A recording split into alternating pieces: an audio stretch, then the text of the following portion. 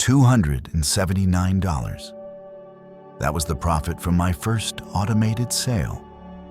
For the average man, this is the part where the story ends.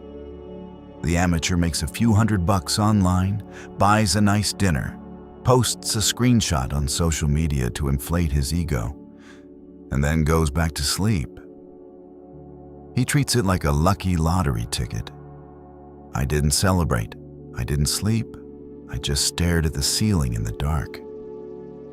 If my digital toll booth could catch one bleeding neck in 24 hours while I was sitting at a miserable desk job, what would happen if I built 10 toll booths?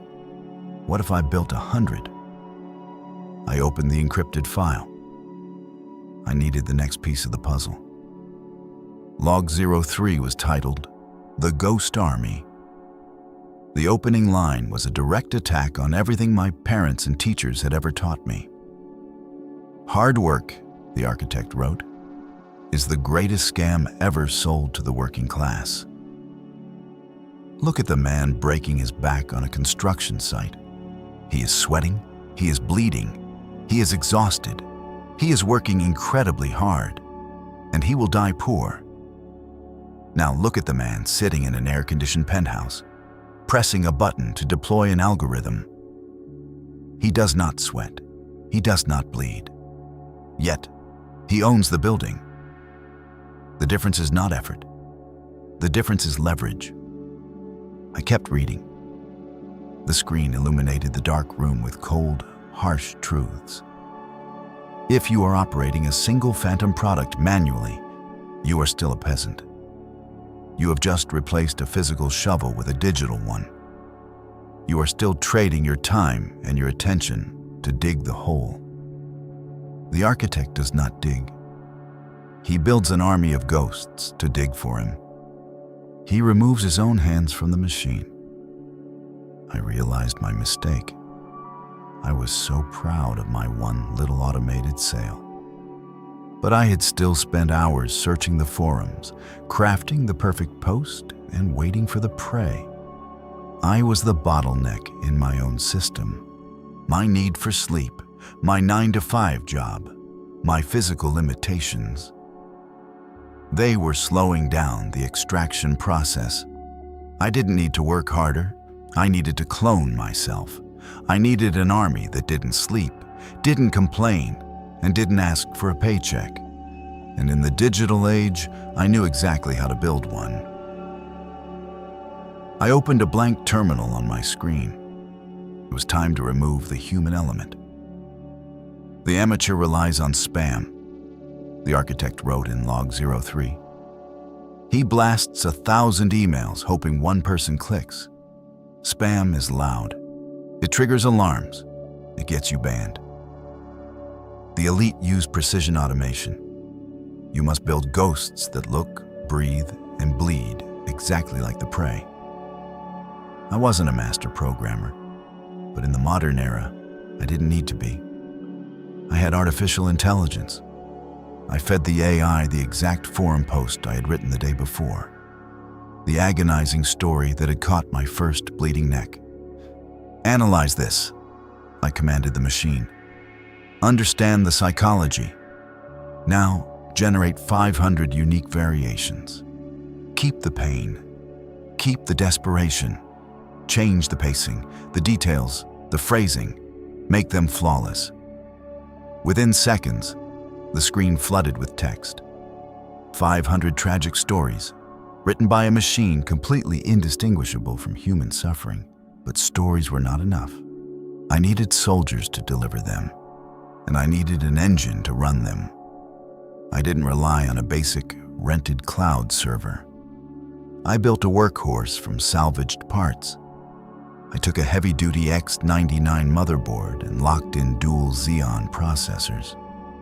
It wasn't a beautiful machine, but with dozens of cores processing in parallel, it was a massive, quiet beast humming in the corner of my dark room. A private, untraceable command center capable of running hundreds of virtual threads simultaneously. I deployed a swarm of lightweight web scraping bots. I programmed them with a single, ruthless directive. Scour every dark corner of the internet. Find the locked forums, the anonymous support groups, the obscure message boards. Scan for the keywords of despair. When a bot found a bleeding neck, it wouldn't just drop a link. It would wait. It would create an account. It would let the account age to avoid suspicion. Then, it would inject one of the AI-generated stories into the thread, subtly placing the toll booth link at the end. I sat back and watched the terminal window. Lines of code cascaded down the black screen like green rain. Thread 001 deployed. Target located. Infiltrating. Thread 002 deployed. Target located. Infiltrating. Thread 003 deployed. I wasn't hunting with a sniper rifle anymore. I had just unleashed a plague. I fell asleep to the low, steady hum of the dual Xeon processors. For the first time in my life, I wasn't anxious about the morning alarm. I woke up at 4:12 a.m. The room was pitch black, except for the pale green light bleeding from my monitor, casting long shadows across the walls. My phone, resting on the nightstand, was vibrating. It wasn't a single buzz. It was a rhythmic, pulsing heartbeat. I picked it up. The screen was a wall of green notifications. Payment received, $299. Payment received, $299. Payment received, $299. Payment received, $299. I sat up. My chest was tight. I scrolled down. 7 notifications. While I was unconscious, lying in bed in a cheap apartment, the ghost army had infiltrated the forums, found the bleeding necks, delivered the phantom product, and extracted over $2,000 in pure profit. I walked over to the terminal. The code was still running smoothly. The bots were navigating time zones I wasn't in, speaking to desperate men awake in the middle of the night on the other side of the planet. I got dressed and took the subway to work. I sat in my gray cubicle. My manager walked by, barking orders about a spreadsheet that was due by noon.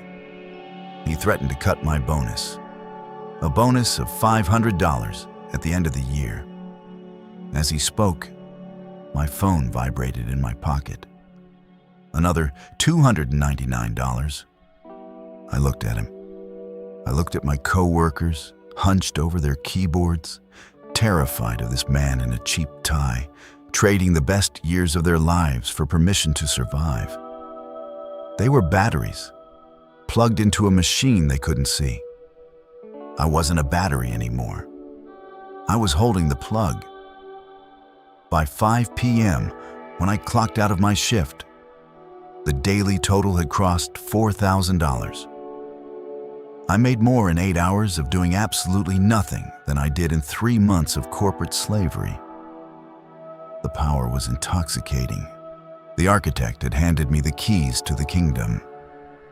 I had built the perfect, frictionless wealth extraction machine. But I had forgotten the most important rule of the Matrix. If you take too much, too fast, the system notices, and the system fights back. I walked into my apartment and threw my keys on the counter. I pulled out my phone, expecting another hit of dopamine, another vibration, another green notification. Nothing. The screen was dead. I opened the dashboard. The last payment had come in at 4:18 p.m. It was now 6:30 p.m. A 2-hour silence. I rushed to the corner of the room. The dual Xeon server was still humming, but the terminal window wasn't raining green code anymore. It was bleeding red. Error 403 forbidden. Thread 042 terminated. Account banned. Thread 117 terminated, IP blacklisted. The system had woken up. I opened the architect's logs again. There was a final hidden paragraph at the very bottom of log 03. I scrolled down frantically and read it. The amateur believes that once the machine is built, he can walk away. He believes in the myth of passive income, but there is nothing passive about war.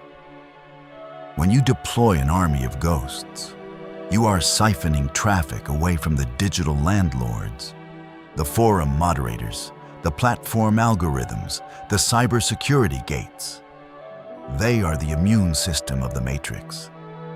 They will detect the anomaly, they will adapt, and they will try to crush you. I watched the screen as my AI-generated accounts were systematically hunted down and deleted. My proxy network was being blocked, subnet by subnet. The digital toll booths I had built were being bulldozed by the platform's security algorithms. In less than an hour, my entire ghost army was wiped out. The massive engine I had built was blocked from the outside world. I wasn't angry. I didn't panic. I just sat in the glow of the red screen, a cold smile forming on my face.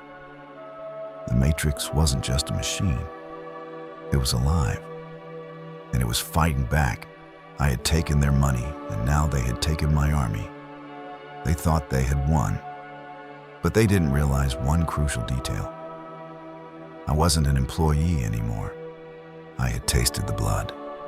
I was an architect, and architects know how to mutate. End of log 03.